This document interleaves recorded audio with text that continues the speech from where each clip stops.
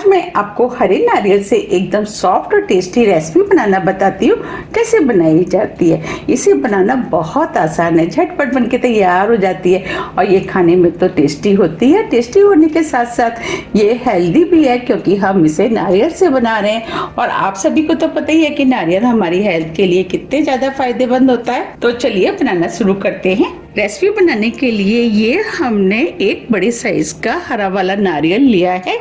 अब इस नारियल को हम तोड़ लेते हैं और तोड़ने के बाद जो इसके अंदर गिरी होती है वो हम निकाल लेते हैं। हमने नारियल को तोड़ने के बाद जो नारियल के अंदर ब्राउन वाला पोर्शन होता है उसे हमने नाइफ से छील लिया। छीलने के बाद हमने नारियल के इस तरीके से छोटे छोटे टुकड़े कर लिए हैं।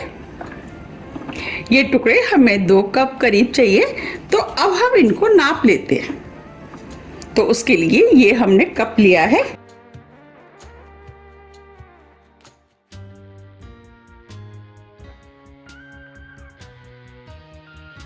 ये हमने मिक्सी का जार लिया है। अब जो हमने नारियल लिया था वो हम इसके अंदर डाल देते। अब इस नारियल को बिना पानी डाल करके मिक्सी से पीस लेते हैं। ये हमने नारियल को मिक्सी से पीस लिया है। अब इसके अंदर हम 1 कप पानी डाल देते। अब नारियल को हम दोबारा से बिल्कुल महीन पीस लेते हैं क्योंकि हमें नारियल का दूध चाहिए। देखिए ये हमने नारियल को बिल्कुल महीन पीस लिया है। अब जो हमने नारियल पीसा था उसे हम इस छलनी में डाल देते और इसे हम दबाते हुए इसके अंदर जितना भी दूध है उसे हम निकाल लेते हैं। वैसे तो नारियल का दूध हमें मार्केट में मिल जाता है, आप चाहें तो इसे मार्केट वाले दूध से भी इस मिठाई को बना सकते हैं। लेकिन जब हम इस तरीके से फ्रेश नारियल से मिठाई बनाते हैं तो मिठाई बहुत ही ज्यादा टेस्टी बनके तैयार होती है। हमें इसके अंदर से अच्छे से दूध को निकालना है। आप चाहें तो इसे इस तरीके से हाथ से दबा करके भी निकाल सकते हैं। हाथ से दबा करके ये आसानी से निकल जाता है। अब नारियल के अंदर जितना भी दूध था वो हमने हाथ से दबा के निकाल दिया है। अब जो नारियल ऊपर बचा है इसको हम फेंकेंगे नहीं। इसका यूज या तो फिर हम मिठाई बनाने में कर लेंगे या इसकी चटनी बना लेंगे। अब हम मिठाई के लिए घोल बनाएंगे। उसके लिए ये हमने 1/4 कप कॉर्नफ्लोर लिया है। आप इसकी जगह अरारोट का भी इस्तेमाल कर सकते हैं। अब जो हमने नारियल में से दूध निकाला था उसमें से हम 1/3 कप दूध ले लेते। अब इस दूध को हम कॉर्नफ्लोर में डाल देते। अब दोनों चीजों को अच्छे से मिक्स कर लेते। अब ये दोनों चीजें अच्छे से मिक्स हो गई हैं। चलिए अब हम मिठाई बनाना शुरू करते हैं। मिठाई बनाने के लिए जो हमने नारियल में से दूध निकाला था उसमें हम 1/4 कप चीनी डाल देते। चीनी आप अपने टेस्ट के अनुसार थोड़ी सी कम या ज्यादा भी कर सकते हैं, लेकिन नारियल भी थोड़ा सा मीठा होता है, उसको ध्यान में रखते हुए आप चीनी का इस्तेमाल करें।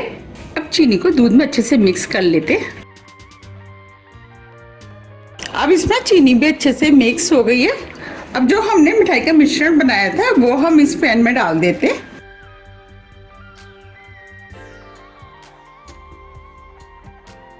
अब इस मिश्रण को हम लगातार चलाते हुए स्लो मीडियम फ्लेम पे एक उबाल आने देते हैं। अब इस मिश्रण में एक उबाल आ गया है। ये जो हमने कॉर्नफ्लोर का घोल बनाया था उसे हम इस तरीके से चला देते क्योंकि कॉर्नफ्लोर नीचे तली में बैठ जाता है और इसमें से हम थोड़ा थोड़ा कॉर्नफ्लोर दूध में डालते जाएंगे। इस तरीके से हम मिक्स करते जाएंगे। फ्लेम को हमने स्लो कर दिया है। इसे लगातार चलाते हुए पकाना है जिससे कि इसमें लम्स ना पड़े। अब हम थोड़ा सा और डाल देते हैं। इसी तरीके से थोड़ा थोड़ा करके डालना है।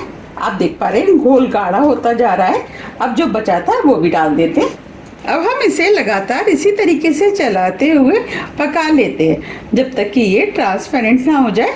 ये मिठाई बनाना जितना आसान है खाने में उतनी ही ज़्यादा टेस्टी लगती है।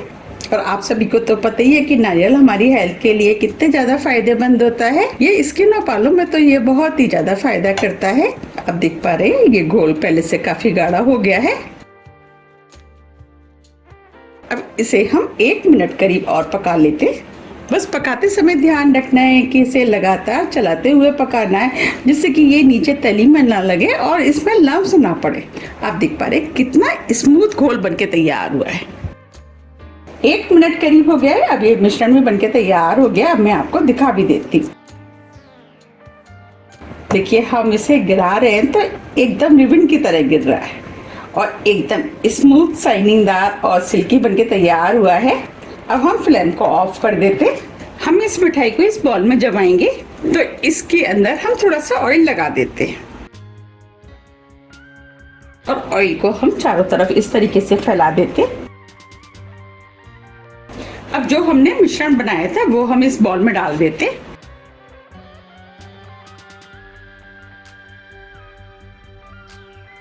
अब इस मिश्रण को हम इस तरीके से फैला देते और एक साथ कर देते हैं।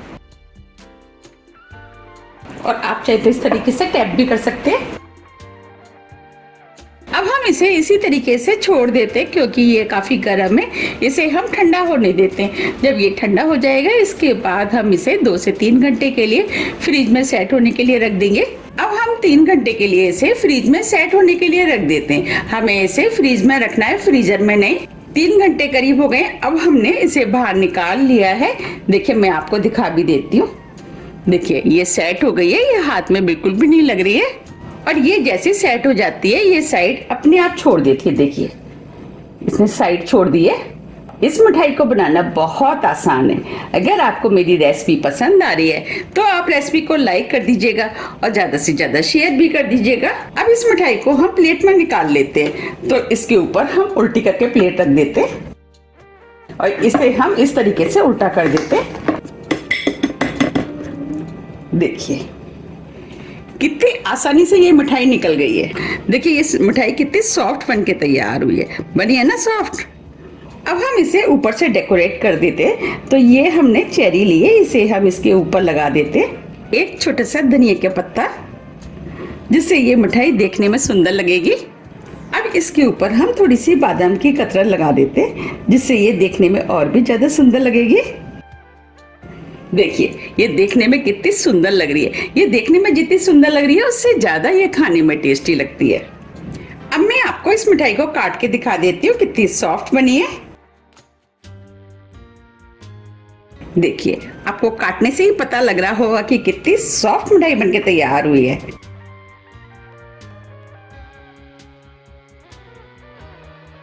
देखिए कितनी सॉफ्ट मिठाई बनके तैयार हुई है। आप इसे नारियल की पुडिंग कह सकते हैं या आप खरबस की मिठाई कह सकते हैं। आप इसे क्या नाम देंगे आप मुझे कमेंट्स बॉक्स में लिख के जरूर बताइएगा।